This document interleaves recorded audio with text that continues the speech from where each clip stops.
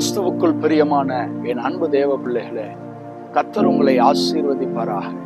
இந்த ஆத்மீக யாத்திரை நிகழ்ச்சியின் வாயிலாய் உங்களை சந்திப்பதிலே மிகுந்த மகிழ்ச்சி அடைகிறேன். 2 கொரிந்தியர் 12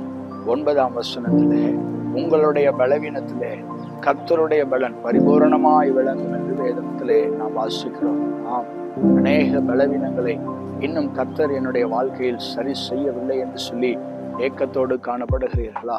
பவுல் அப்போஸ்தலனும் இதே போன்ற ஏக்கத்தோடு காணப்பட்ட போது கர்த்தர் கூறின வார்த்தை தான் இந்த வார்த்தை: தேவனுடைய பலன் பரிபூரணமாய் விளங்கும். ஆம், உங்களுடைய பலவீனத்திலே கர்த்தருடைய பலனை ருசிக்க அனுக்கிரகம் செய்வாராக. கண்களை மூடி நாம் ஜெபிக்கலாம்.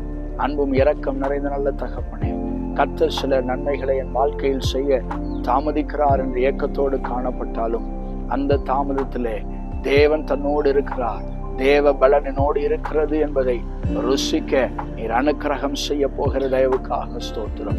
அந்த வார்த்தையின்படியே சந்தோஷமும் சமாதானமும் விசுவாசமும் பெருக கடவதாக. இயேசு கிறிஸ்துவின் இன்ப நாமத்தில் ஜெபிக்கிறோம் நல்ல பிதாவே, ஆமென். God bless you. கர்த்தர் உங்களை ஆசீர்வதிப்பாராக.